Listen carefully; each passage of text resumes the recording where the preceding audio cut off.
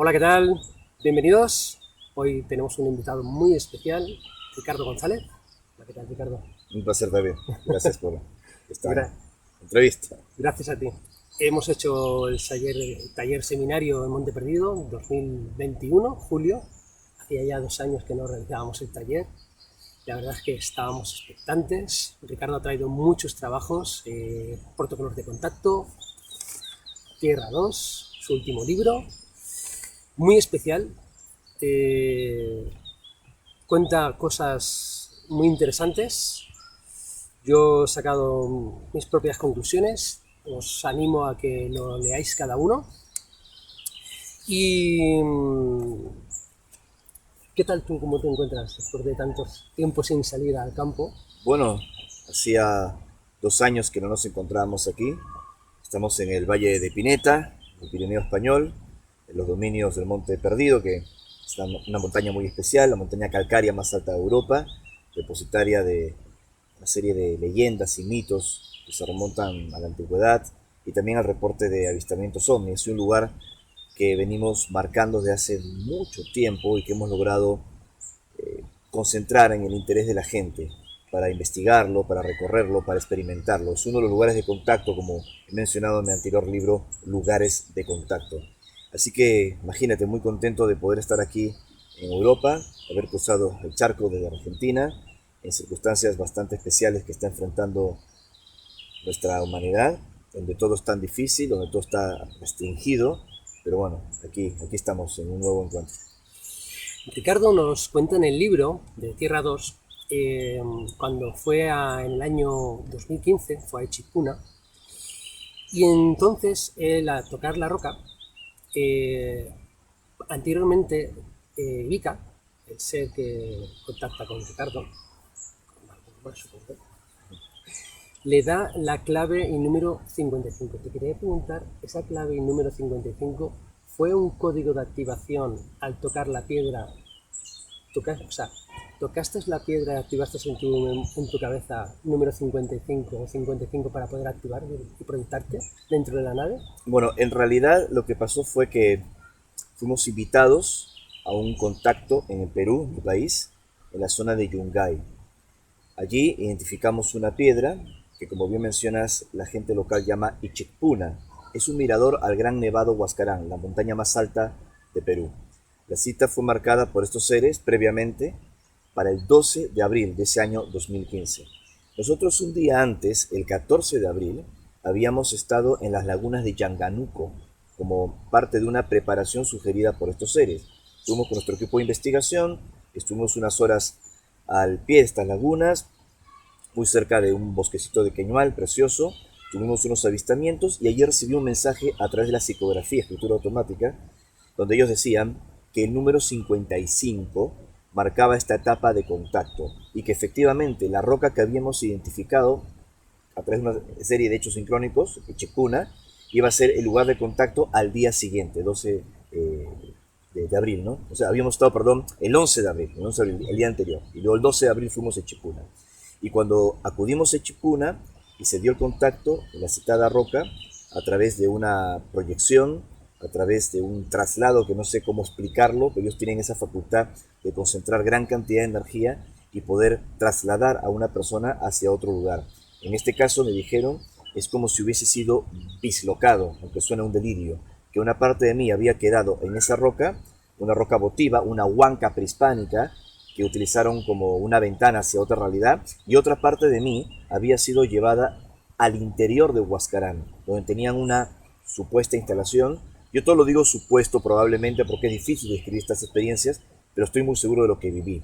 Sobre el número 55, esa confirmación, antes de continuar con el relato del contacto, la tuvimos un año después, cuando el 12 de abril del año 2016, todo lo que se nos había dicho en ese contacto, en esa experiencia, fue mencionado por Stephen Hawking, el científico famoso de la historia del tiempo.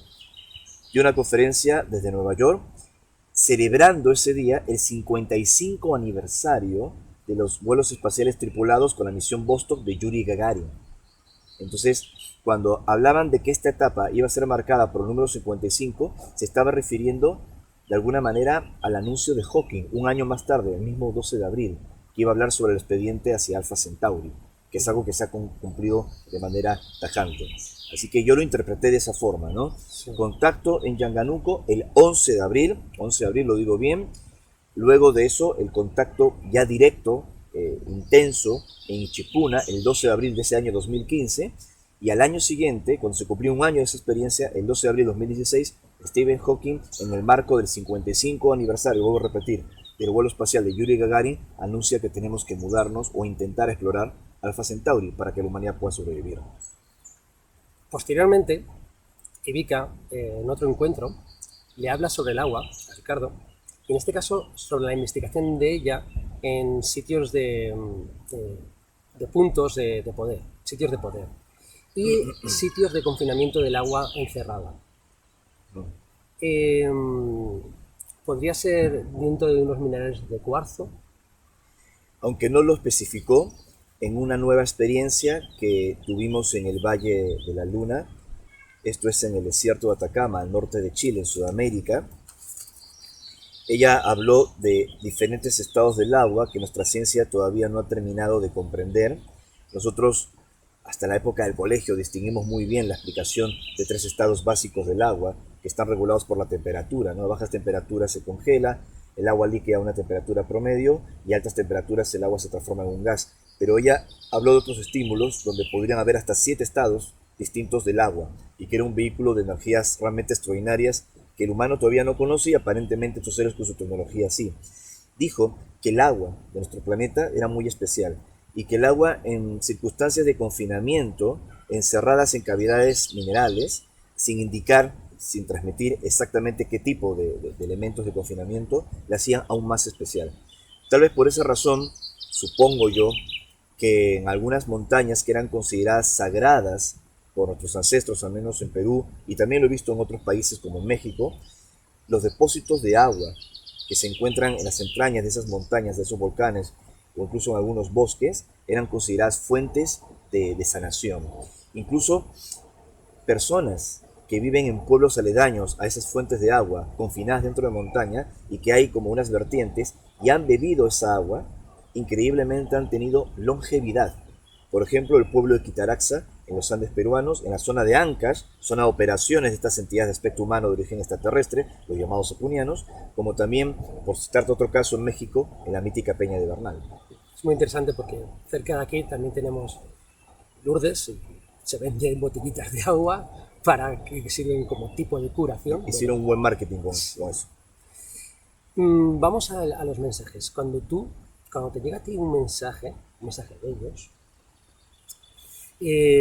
directamente te viene, lo oyes en tu mente, te preparas para ello, y dentro de esta pregunta, otra pregunta, tu preparación para tener esa canalización, ¿cómo consigues que sea tan extendida? O sea, el mensaje de ellos te llega tan fluido a la hora de, por ejemplo, a escribirlo, lo oyes tan claro para escribir, por ejemplo, una página entera.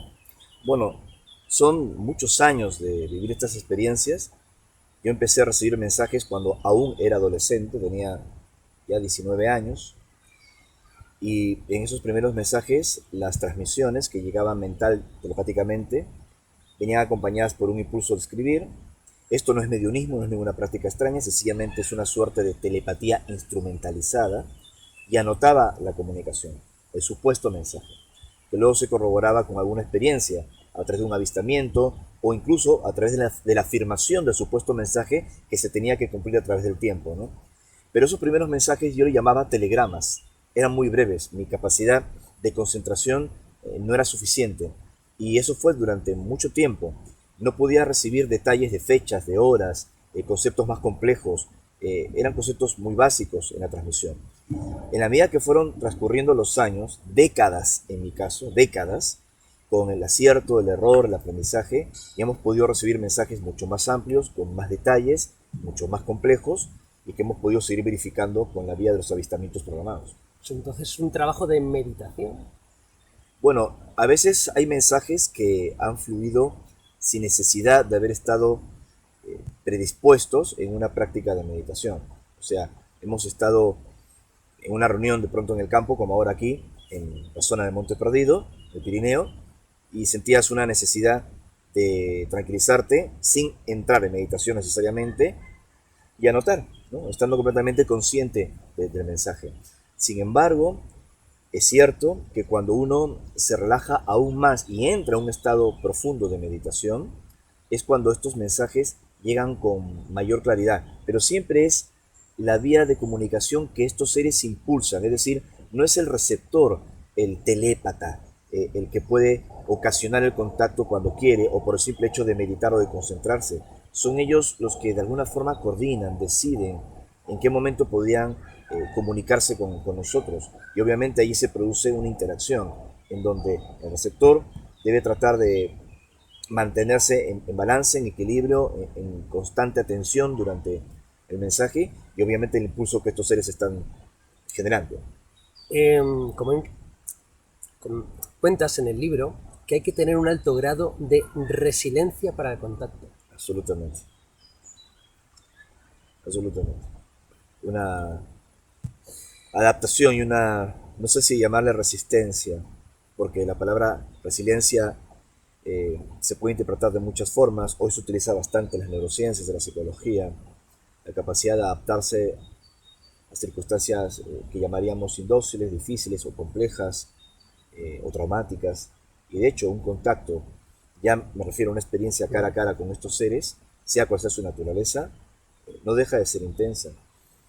Muchas personas desean vivir estas experiencias, les llama la atención, les parece que es increíble.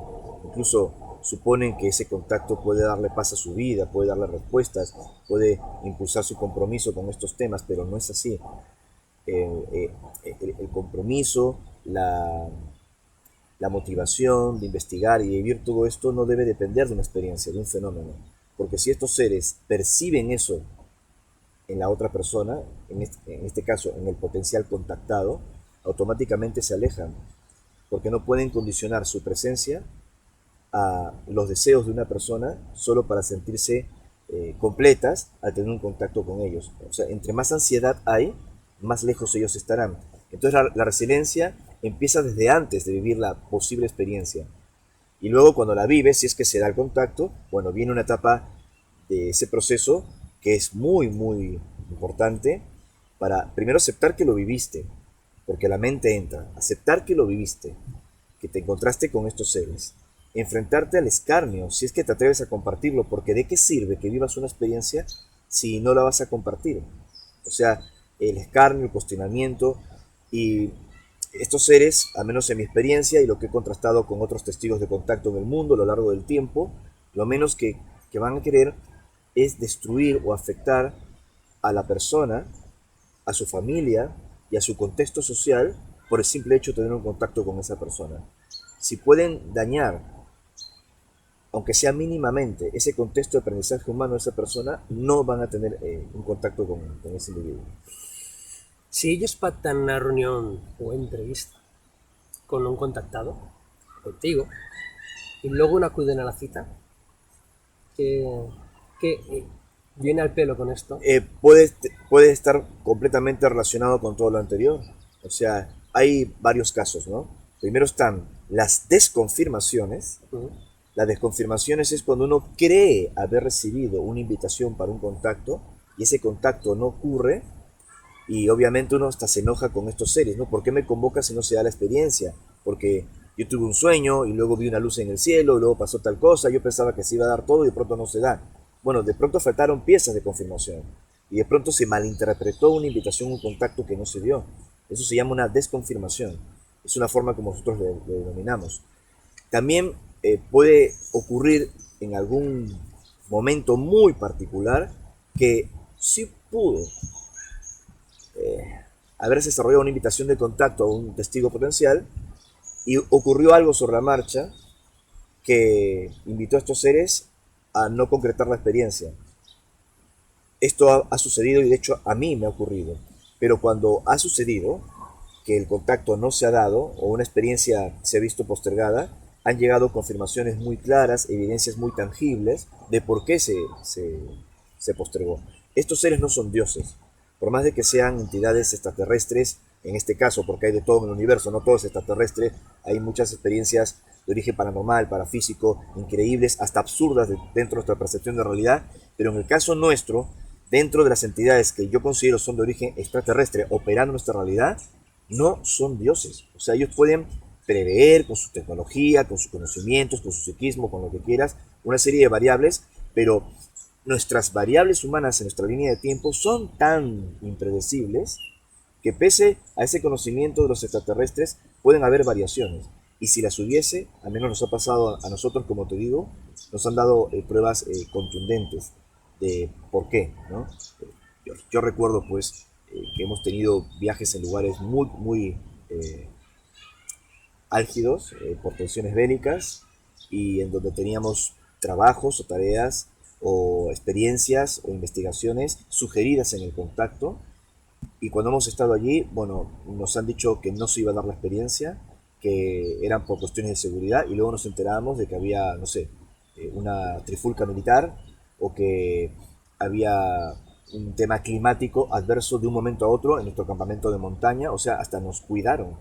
Así que pueden haber múltiples razones espirituales, climáticas, de seguridad, militares, de lo que se te ocurra, que pueden variar todas las Que el cosas. contactado no esté preparado para ese momento. Y que el testigo haya descuidado su preparación para esa invitación del contacto. Alimentación. La alimentación no es indispensable. Hay un mito de que uno debe ser vegetariano. Yo cuido mi alimentación por múltiples razones en las que yo estoy convencido, pero ser vegetariano, practicar meditación, involucrarse en estos temas espirituales, holísticos, no es realmente una garantía para tener una experiencia de contacto. Yo conozco personas que no tienen necesariamente una alimentación que consideraríamos sana, vegetariana, y han vivido experiencias extraordinarias. Son grandes personas. O sea, ser vegetariano no es garantía de ser una buena persona. Yo creo que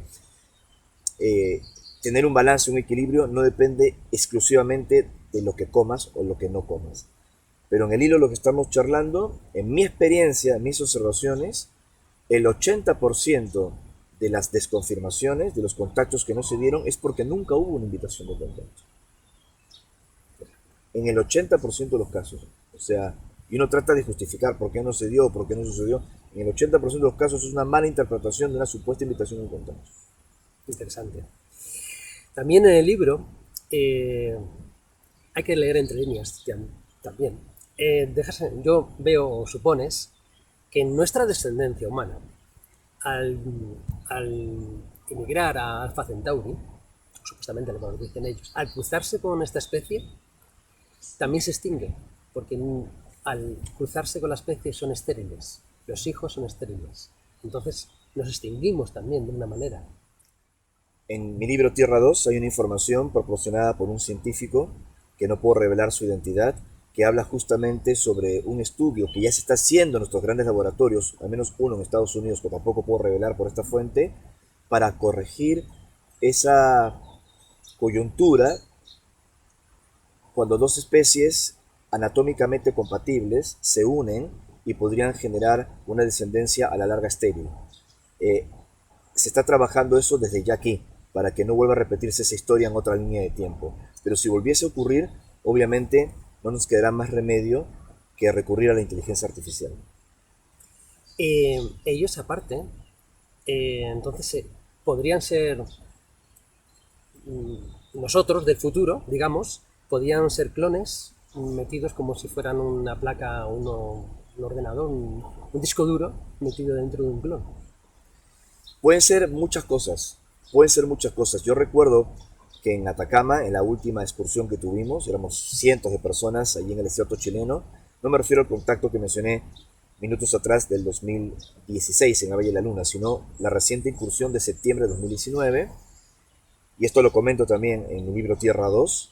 Y Vika, esta mujer que dice provenir de Alpha Centauri, entrega un mensaje luego de un avistamiento programado maravilloso con varios testigos, periodistas, investigadores del fenómeno OVNI, en donde describe que ellos son reales como nosotros, pero que también hay casos de contacto con testigos en tierra que han estado relacionados esos casos de contacto con inteligencia artificial, con clones y con lo que quieras, ¿no? Demostrando la complejidad del contactismo, que no todo lo que ves y no todo con lo que interactúas es lo que tú crees que es. como no, preguntarle a Ricardo el plato estrella, que es Gog, Ajenjo, Planeta X, Planeta Errante. En mi citado libro Tierra 2 le dedico un capítulo entero a esa información que viene circulando en el contactismo, hasta en profecías y también en elucubraciones científicas ante la amenaza del impacto de un asteroide. Hay programas de defensa espacial muy claros de la NASA que están invirtiendo grandes cantidades de dinero para tratar de desviar algún peligro latente que nos pueda amenazar. Así que todo eso no es ningún delirio, es una circunstancia a tener en cuenta. Le llamamos Gog, otros le llaman Ajenjo, otros le llaman el intruso. Hay diferentes nombres para describir este cuerpo celeste, tal vez un asteroide que podría impactar nuestro planeta y acelerar muchos procesos. Al menos en nuestra experiencia de contacto, los extraterrestres se han referido a esta situación como una posibilidad.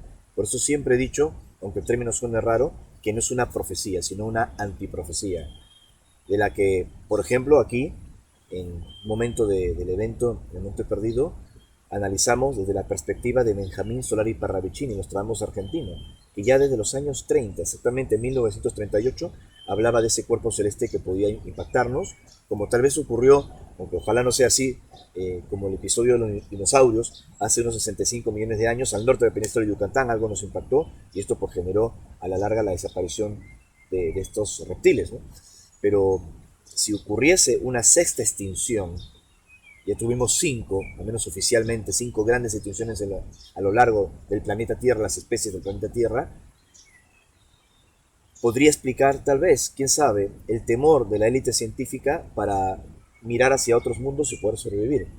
Stephen Hawking, vuelvo a Hawking, nada más y nada menos que Stephen Hawking, el científico más importante del mundo en su momento, él ya partió, dijo que teníamos 100 años, es decir, nada a la vuelta de la esquina, para tomar una decisión de crear las bases de una nueva humanidad en el espacio. Y hoy por hoy algunos empresarios aeroespaciales, voy a escribirlos así, como Elon Musk, también están pensando lo mismo, apuntando primero a Marte y lo que pueda venir después en otras estrellas, ¿no? Más allá de nuestro sistema solar, me refiero. Sí, la verdad es que tenemos que cuidar mucho más nuestro planeta, porque es nuestra casa, es nuestro hogar y debemos hacer lo mejor para cuidarlo. Ricardo, aparte de escribir libros, es polifacético. Me encanta la música de Mintaka con su esposa Sol, cantante del grupo. Qué generoso. Me encanta, la verdad es que me encanta. ¿Cómo empezó Mintaka? Bueno, es una historia muy larga porque más allá de mi trabajo de investigación, de divulgación de este fenómeno que he vivido personalmente desde muy joven y de mis libros como citas, mi primera gran atracción desde muy joven fue la música, el arte. Y de hecho yo quería ser músico. Esto es un poco personal, pero recuerdo que mi padre me sugirió, ok, cultívate con la música. Siendo joven me facilitó clases de música con una pianista de teoría musical, con Concho Leví de Staff, una gran pianista de Lima, que en paz descanse. Y paralelamente, por sugerencia de mi padre, estudié la carrera de mercadotecnia. Yo pensaba que con esa base de estudios yo podía seguir mis proyectos de creación musical y bueno, era lo que hacía en ese momento, ¿no? Y después me fui alejando de la música, la carrera que estudié, el trabajo en el cual yo me desempeñaba, todo se transformó cuando aparecí en la televisión narrando mis experiencias de contacto, lo que había vivido en Perú. Me despidieron de la compañía, yo era representante médico, visitador médico, creo que es en España también, en un laboratorio internacional. Dejé la música, mis composiciones quedaron grabadas en varios cassettes en esa época y la abandoné durante largos años hasta que, gracias a un ingeniero de sonido de Chile, lo recuerdo muy bien, Rolando Camilo, siempre lo menciono, había dado una conferencia en Santiago de Chile y la idea era grabar un DVD de esa, digamos, conferencia, esa exposición. Se tenía la filmación y se quería mejorar el audio y fuimos al estudio y cuando entro en el estudio me muestra el ingeniero del sonido pues varios sintetizadores, teclados y yo me entusiasmé. Entonces eso fue el primer paso para yo retomar mi pasión por la música En el año 2006 fui contratado por Canal 13 de Asunción de Paraguay como conductor y productor de Enigmas. Y bueno, yo muy cara dura les dije que yo iba a hacer el soundtrack, la música original. Entonces la compuse, tuvo bastante aceptación, se puede escuchar en YouTube la música que hice en ese momento. Y bueno, retomé mi pasión por los teclados, los sintetizadores, la música. Yo crecí escuchando pues a Michelle Jarre, a Vangelis, es parte de mi influencia. Y cuando me reencontré con Sol, empezó nuestra relación, hoy mi esposa. Ella es cantante de musicales en Argentina, con presentaciones, no sé, desde la India, México, etcétera, actriz de teatro. Y dijimos, y si unimos nuestra pasión, y así creamos juntos Mintaka. Llevamos varios discos juntos, el próximo año cumplimos 10 años como Mintaka, y hemos grabado algunas canciones que yo había compuesto en mi adolescencia, rescatadas en el cassette, que están varias de estas canciones en el disco humano, y luego nuestra experimentación con los mantras y la música cósmica, que es un poco nuestro sello, ¿no? Ahora vamos con los discos. En los álbumes cantáis o canta Sol en lenguaje Irdin. ¿Cómo te llegó este lenguaje y cómo fue el meterlo en un... ¿Cómo de enrevesado fue a la hora de meterlo? Fue una combinación de la investigación del contactismo con la música, ¿no?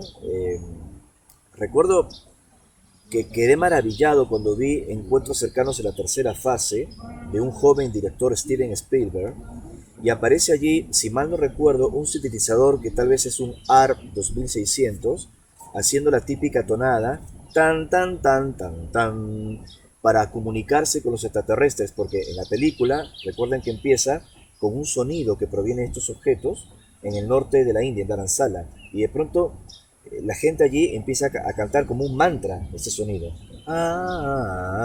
Y luego lo llevan al sintetizador que acabo de mencionar y tienen ese contacto en la Torre del Diablo, en Wyoming, ¿no? Que es el momento cumbre de la película. Curiosamente, hay varios casos reales que inspiraron ese film en donde se escuchaban sonidos como de campanitas o tonalidades, etcétera, que provenían de estos objetos, de los ovnis. Y la gente los transformaba como en mantras, ¿no? Como en cánticos para establecer algún tipo de vínculo con ese fenómeno. En los años 50 sí nacieron de alguna forma los mantras de contacto, que para un investigador fuera de estos círculos le puede parecer un culto ovni o algo muy New Age, pero que realmente tiene el fin de elevar la frecuencia de las personas, de generar estados de conciencia realmente extraordinarios, positivos, para establecer un vínculo con el fenómeno. Esto fue migrando con distintos nombres, incluso George Hunt Williamson, antropólogo de Arizona, uno de los contactados cercanos al otro decano de los contactados, George Adamski, le llamó Solex Mal a este supuesto lenguaje, aunque lo asoció más a símbolos antiguos. Y luego en la Argentina, en los años 80, mucho tiempo más tarde, se hizo popular con el nombre de Irdin o Irdin, que más que una lengua, como si fuese el sánscrito o el hebreo, es una lengua ceremonial, como lo acabo de explicar. Entonces dije, ¿y si grabamos algunos de estos presuntos mantras de contacto y les componemos una música? No es que no existiese, esto se ha hecho desde siempre en el contactismo, pero la música que se componía, a mi humilde modo de ver las cosas, y tú como músico me vas a entender, porque eres músico, sí.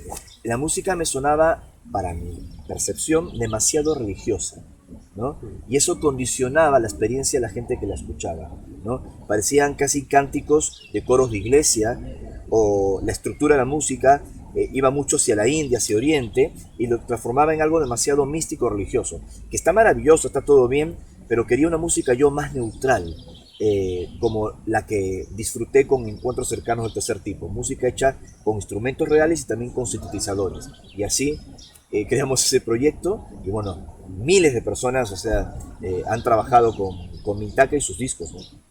Ricardo no cobra un duro No. de la música, la podéis descargar en Mintaka Oficial en su página web, sea en YouTube o en Spotify, y también en la música de YouTube también, un montón de aplicaciones que están actualmente.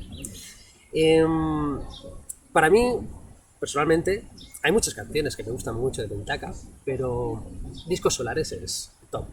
Dentro, bueno, obviamente dentro de todos los mantras que grabamos, Discos Solares es tal vez la canción más escuchada, también porque fue la primera, ¿no? Lo que poca gente sabe es que en la primera edición del disco Humano, la versión física que se editó en Argentina, nosotros colocamos canciones que había compuesto en los años, fin de los años 80, inicio de los años 90, con una tendencia de dinámica electrónica, y al final del disco, como un bonus track, grabamos un mantra con los discos solares, es decir, que eso no encaja en un disco, o sea, era como un lado B, y la colocamos. Y tuvo que por cierto hay una versión más... Sí, y tuvo tal impacto, y de hecho nosotros cuando la hicimos, esa primera versión tiene una influencia de estructura musical hindú. Probamos con esa base y notamos que ese era el camino. Entonces los siguientes discos ya todos estaban concentrados con los mantras, y allí regrabamos en el disco mantra, en el siguiente, la versión de los discos solares que titulamos El Sol Interior. Y bueno, tuvo una aceptación tremenda y mucha gente lo utiliza para meditar, ¿no?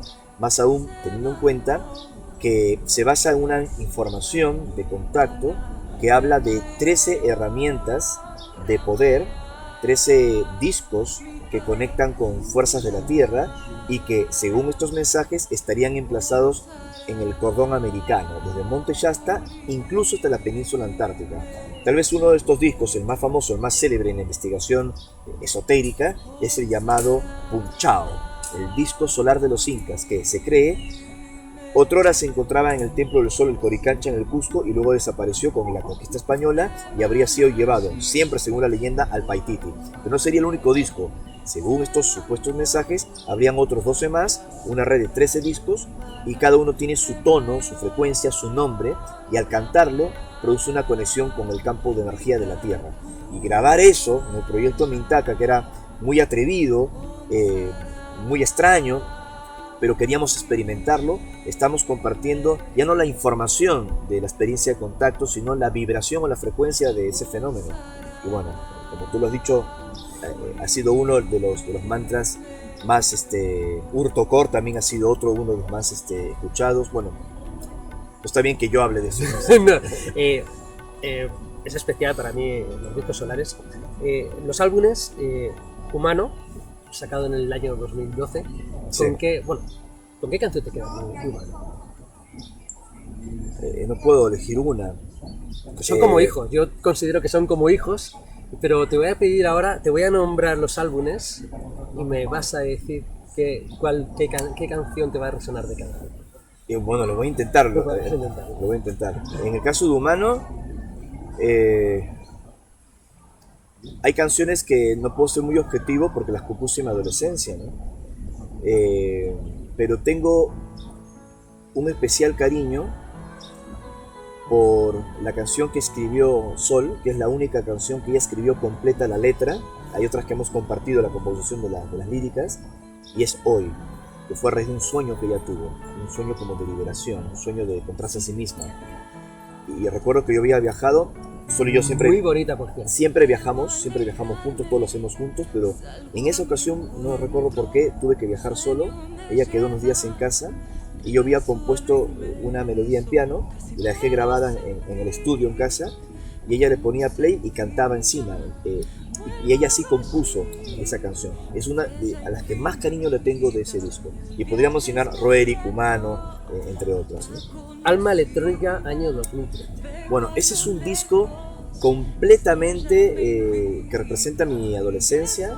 Son las canciones que quedaron fuera de Humano, porque ya eran muy electrónicas, con esa influencia pues, de fines de los años 80, de inicio de los años 90. En esa época no solo escuchaba pues Isao Tomita o Vangelis, también me encantaba, recuerdo, Kraftwerk, me gustaba Depeche Mode, me gustaba la música que sonaba en ese entonces, y supongo yo que tiene algún tipo de influencia, los Pet Shop Boys, qué sé yo. Lo digo con un recuerdo bastante nostálgico, y de hecho todavía escucho parte de esa música. Así que de Alma Electrónica hay varias canciones, y me quedaría con una de las primeras que compuse entre el 88 y el 89, que se llama En Soledad. Y no es un disco, en realidad es un EP, que pues, es como un lado B, ¿no? Y ni siquiera está en Spotify, no está, o sea, está un poco oculto ese. Los archivos piratas, ¿no? Como antiguamente que iban en VHS y te ibas a comprarlo. Esas épocas. Mantra, 2013.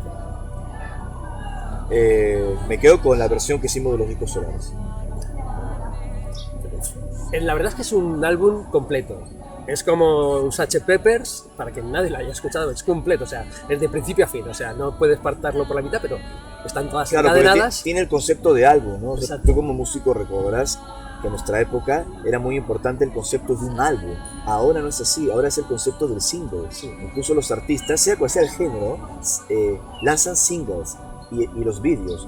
Y ese concepto del álbum, que debía tener como un principio y un final, se fue perdiendo, ¿no? Y creo que Mantra, coincido contigo, tal vez sea uno de los discos más completos sin uniformidad. Pensado para meditar. Irdin, 2014. Irdin tuvo muchísimo éxito en Argentina, especialmente. Muchísimo éxito porque implica mantras, algunos que nosotros habíamos recibido en la experiencia de contacto y otros mantras que fueron parte de la experiencia de los grupos de contacto de Argentina en los años 80. Así es que tuvo bastante impacto en Capilla del Monte, en el Cerro de Torco.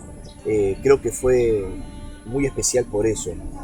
De ese disco creo que una canción, uno de los temas que a mí me trae recuerdos especiales es Equimana-U. El mantra fue recibido por un polémico contactado, Ángel Cristo Coglanes. Sus seguidores, una vez que este hombre fue asesinado por otras razones que no tienen que ver con el contactismo, distorsionaron un poco lo que Coglanes hizo. Dijeron que había nacido en Grecia y en realidad era argentino, de origen griego pero argentino, que había viajado al Tíbet y allí aprendió a hacer mantras y una preparación con los monjes, que eso tampoco es cierto, es otro mito. Se crearon como muchas historias falsas en torno a su muerte. Pero más allá de las luces y sombras de este personaje, yo rescato que fue uno de los primeros en acentuar este tipo de mantras en Capilla del Monte, en la zona de los Terrones, y yo rescato esa parte y por eso grabamos con su propia voz una presentación de estas experiencias en los Terrones que a mí me legaron en cassettes y la incluimos en Equimana-U. Equimana-U en Irdin, de acuerdo a los mensajes del grupo original del citado Coglanis, sería algo así como anillos de protección, una supuesta invocación a energías poderosas que pueden envolver a grupos de trabajo, ¿no? Así que me quedaría tal vez con ese. Queda pendiente entre mantra e Irdin. Bueno, vamos a esperar un segundo. Álbum Myth, 2015. Definitivamente Urtokor, pero con diferencia. A pesar que hay temas poderosos en ese disco. ¿Por qué? Porque estando aquí años atrás, nosotros, como digo aquí, me refiero a Monte Perdido en el Pirineo. De hecho, la gente puede escuchar la voz de la gente, sí, ¿no? Que se están reuniendo, ya vamos a empezar las actividades y pueden sentir la alegría, o sea, de cómo están todos. Esa es la música de fondo que están escuchando, que esto es espontáneo aquí en el bosque. Nosotros años atrás habíamos recibido una comunicación para acercarnos a la explanada, donde hemos tenido las experiencias de contacto más fuertes, y a la hora exacta, cuando iba a ocurrir el contacto, nosotros ponemos el disco de Urtokor, ¿no? Demir, que significa en ruso paz. Y estaba sonando Urtokor cuando aparecen tres objetos brillantes, hermosos, bajos, muy cercanos, con una intensidad de luz tremenda, volando en formación. Estábamos con Fernando López de México, con Josep Tomás de Barcelona, con el matrimonio Cintas, que viven en Rosal, con mi esposa Sol. Bueno, varios se echaron a llorar por lo que fue el avistamiento mientras sonaba Urtokor. Entonces cada vez que escucho Urtokor, además que fue un mantra en Irdin que nosotros recibimos en Argentina y que haya desembocado en un avistamiento impresionante, le tengo un cariño especial en ese disco. Estos tres álbumes, Mantra, Irdin, Myth, es uno solo. De alguna forma sí, es correcto, porque siguen la línea de la experimentación con mantras con bastante rigurosidad. Falta alguna pieza, creo, y Ricardo sabe por dónde voy el tema, para encajar una pieza completa de meditación y de transformación en este... Es correcto, de hecho tenemos un proyecto que no sé cómo lo concretaremos, que para los 10 años de Mintaka tal vez elegir los mejores temas o los que nosotros consideramos o los que la gente considera, todavía no sabemos cómo elegir, lo que es difícil, y añadir otros que no han sido publicados para que generen ese enlace, ese hilo conductor de una gran producción de mantras, ¿no? Con lo mejor de esos discos y con otros. Interesante. Así Muy interesante. Vas por ahí, vas por ahí. Luego tenemos el single Semillas de Paz, 2015. Ah, bueno. Semillas de Paz. Recuerdo que compuse ese tema, solo interpretó de forma maravillosa, inspirado en nuestros viajes en el movimiento de la cultura de Nicolás Roerich, en el que vengo participando desde hace muchos años, especialmente desde el 2007, desde que fui al desierto Gobi en Mongolia, pasaron muchos años, y un encuentro que organizamos en Capilla del Monte, un encuentro en el que se inscribieron 6.000 personas. 6.000 personas. Nosotros nos asustamos de la cantidad de gente que se había inscrito a través de mis redes sociales. En ese momento nuestra red social principal era Facebook, y recuerdo que en el pueblo lindante con Capilla del Monte, Charbonnier, donde está Quebrada de Luna, la presidenta comunal, Rosana Montenegro, me dice: mira, aquí vivimos 1.000 personas y pico, no pueden venir 6.000, ¿no? Entonces nos comprometimos a que no fuéramos más de 1.000, y de hecho así lo cumplimos. Nos reunimos 1.000 personas, y el tema, el himno de ese encuentro vinculado con la conciencia de la paz, el arte, la cultura, fue Semillas de Paz. Así que, ¿qué te puedo decir? 2018, Hipercubo. Bueno, Hipercubo fue un experimento increíble. Abandonamos los mantras y volvimos a las canciones electrónicas, pero ya no con, pienso yo, es un análisis personal, con la influencia de fin de los 80, inicio de los 90, que cargaba mis viejas composiciones que se vieron reflejadas en mi mano. Hipercubo fue marcadamente construido con unos sintetizadores que yo había adquirido. Empecé a experimentar con sintetizadores virtuales, con Reactor y también con sintetizadores como Zebra, todos estos sintetizadores virtuales de una compañía alemana que me encanta, que no sé si lo puedo mencionar, que se llama UHE, y me pasé creando sonidos, ¿no? Porque a veces los músicos, cuando estamos trabajando con sintetizadores, por rapidez de composición y que las ideas no se marchen, utilizas presets, ¿no? Ya los patches que se encuentran, les modificas un poco con efectos y cosas para que sea a tu gusto y encajen en la mezcla. Pero en Hipercubo trabajé mucho los sonidos, y esto generó una experimentación en la que Sol participó, ¿no? A veces hemos pasado horas para crear el lead, ¿no? El teclado principal de un tema, ¿no? Y estaba también influenciado ese disco por información científica, ¿no? Alpha Centauri, el acelerador de hadrones, y un montón de cosas, ¿no? Hay temas que rompen un poco lo científico, como Tierra, que tiene pianos, tiene otros instrumentos orquestales. Tratamos de que convivan el sonido frío de los sintetizadores con el sonido de los pianos y de algunos violines reales de librerías de la Orquesta de Viena, por ejemplo. Nosotros hemos invertido muchos recursos en esos sonidos para ser tocados en el estudio. Todo lo que utilizamos es original, o sea, no tenemos software pirata ni nada de esas cosas. O sea, todo nosotros lo invertimos porque también creo que es una manera de apoyar a las compañías. Y además también utilizamos sintetizadores físicos, ¿no? Recuerdo que yo utilicé un Moog Sub Patrick, ¿no? Que había traído a los Estados Unidos para hacer sonidos de bajo que tengan bastante cuerpo. Así que fue una gran experimentación tecnológica, y ese disco es uno de mis favoritos. Canción, Julio Verne, Gog. Bueno, Julio Verne es una canción que tal vez poca gente no reparó en esto, que no fue compuesta por nosotros, sino por JJ Benítez. O sea, JJ Benítez escribió un texto relacionado a Julio Verne, y nosotros lo musicalizamos. Así que tiene un gran mensaje esa canción, por eso la dejamos al final, tiene un gran mensaje. Yo particularmente voy a aportar, me gusta mucho Gog, del disco, independientemente de lo que es el mensaje, pero el ritmo me gusta mucho. Qué bueno. Somos de la misma generación, tiene un poco de esa época también. Vamos con el último discos, luego hay unos singles, Microcosmos, 2020. Microcosmos, bueno, por ejemplo Spotify, Apple Music, no lo catalogó como un álbum. De hecho, en el rigor no es un álbum, porque los álbumes son varios temas en un concepto, y aunque tiene diferentes pasajes, esta producción de 33 minutos tal vez encajaría en un EP, en el concepto musical, ¿no? Pero en realidad es un disco. Sí. Creo que de todas las producciones musicales que hemos hecho, porque yo he sido el productor, es el que más he disfrutado de todas. Allí también trabajé como hipercubo muchísimo el sonido, la creación de sonidos, con una gran combinación de instrumentos reales, desde flautas, tazones de cuarzo, violines, muchas librerías de violines de diferentes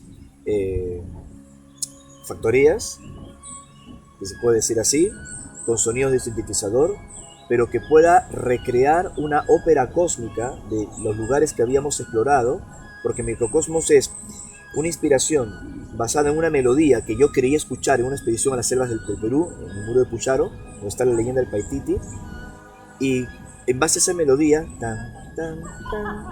crear toda una ópera que pase por diferentes momentos que motivan un viaje. Así que, y también allí está la voz de Sol. No solo la voz de Sol está cuando pronuncias algunos mantras, sino también está sampleada y metida en algunos pads para que su vibración esté dentro de unos pads. No lo van a poder encontrar, pero está allí, a su frecuencia, ¿no? Entonces, creo que es el trabajo más mágico de Mintaka. ¿Te vas a atrever a un día a cantar tú en alguna canción? Yo he cantado en algunas canciones de forma muy sutil y tímida. Sí. Eso se lo dejo a Sol. ¿Algún corito? Sí, solo para dar escala de graves. Lo he hecho como en 3-4 temas, ¿no? En algunos estribillos de hipercubo, en algunos estribillos de Semillas de Paz, en discos solares, solo para dar cuerpo con escala de graves. Tal vez con audífonos empiezas a buscar y tienes un oído entrenado, vas a decir, ahí está Ricardo apoyando. Creo que también en el single Una roca en el jardín, también el estribillo para dar... La siguiente. Sí. También. Bueno, esa es una canción que yo había compuesto en los años 80. Otra de las tantas. Tengo muchas canciones de los años 80, musicalmente hablando, que había compuesto. A ver, en esa época tú lo debes recordar, que más o menos tenemos la misma edad, si no recuerdo. Sí. No es como ahora que tenías una idea y anotabas, o a la hora se utiliza el teléfono móvil, ¿no? Incluso hay aplicaciones, por ejemplo en el iPhone, donde uno en GarageBand de pronto compone algo y luego lo lleva al estudio. Yo trabajo mucho con Logic, por ejemplo. En esa época grababas en un cassette, ¿no? Tenías una idea, tocabas el piano, la guitarra acústica, yo componía mucho en guitarra acústica y luego lo llevaba. Bueno, y tenía varias canciones, y entre ellas Una roca en el jardín, con ese mismo nombre. Y en el medio del confinamiento, durante la pandemia, sentía que éramos una roca que tenía que estar erguida como una huanca, como un menhir, en el jardín, en la vida, o sea, resistir. Entonces con Sol compusimos una letra en ese contexto y grabamos la canción en la terraza de casa con el Cerro Litorco de fondo. La grabamos con un iPhone. Ahí nos ayudó mucho mi querido amigo Cristian Beluco, fotógrafo. Y es una canción electrónica que grabamos y para hacer el vídeo pedimos el concurso de la gente que sigue nuestro trabajo y que puedan enviar fotografías, todo en blanco y negro para que mantenga un concepto. Quedó precioso. De hecho, creo que una fotografía proviene de Valencia. De mi jardín. Sí. De mi jardín. Sí. Y el último single, Old Money Padme. Bueno, eso en realidad la culpa la tiene nuestra amiga argentina Marcela Chirilo, que ella investiga mucho varios temas, la cábala, el simbolismo del tarot y todo. Tiene un centro maravilloso en Buenos Aires y estaba conversando con mi esposa sobre los mantras que ella utilizaba, sobre el mantra OM que nosotros también hemos utilizado en prácticas de meditación, y nos dijimos con Sol, ¿no? Inspirados en esa charla con Marcela, y si grabamos una versión del Om Mani Padme Hum,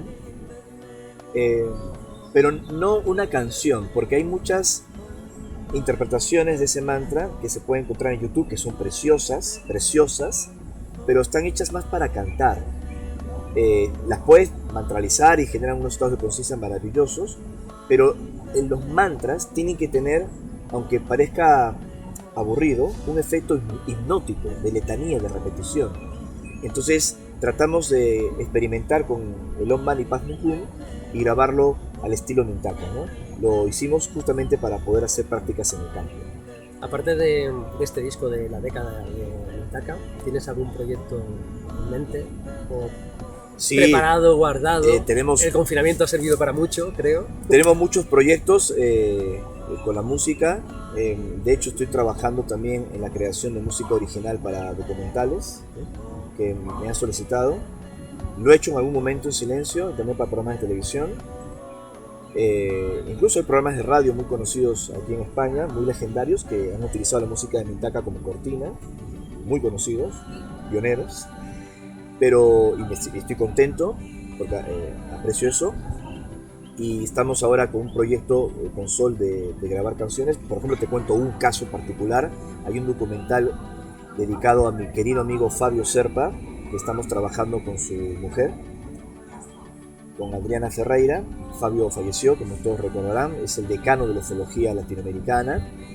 Y ese documental tiene un tema que se llama Factor Serpa, que ya está compuesto, ya grabamos los instrumentos, la música, solo falta que Sol grabe su parte, la voz. Así que estamos un poco en eso, ¿no? Vamos a dedicarnos muchísimo a la creación de música cinematográfica también. Creo que me quedaría horas hablando con Ricardo, pero ya se nota que sos músico, ¿no? Me encanta hablar de la música. Aparte nos están esperando ahí. Sí. Por último, creo que en octubre ya pasamos al plano del contactismo. Retornamos. ¿Vuelves a España en octubre para el Congreso Ufológico de Barcelona? Sí, la quinta es la vencida, ¿no? Yo realmente debo agradecerle a Robin y a los organizadores de ese congreso, que desde su primera edición me invitaron. En las primeras ocasiones no pude venir porque las fechas coincidían con mis eventos anuales aquí en Monte Perdido, y luego en otras ocasiones porque estaba en Shasta, que tenemos otro evento anual en los Estados Unidos, donde las últimas oportunidades se dieron circunstancias en las que no pude estar, especialmente el año pasado con el tema de la pandemia, que todavía estamos lidiando con toda esa situación y las restricciones, y yo tengo la certeza y la esperanza que finalmente la quinta es la vencida, pueda estar en el mes de octubre, ¿no? Y muy contento porque también va a estar mi querida amiga Paola Harris, así que ahí nos vamos a encontrar. Pues muchas gracias, Ricardo. Gracias a ti y a la gente por seguirnos en esta entrevista aquí en el bosque de Monte Perdido. Nos vemos.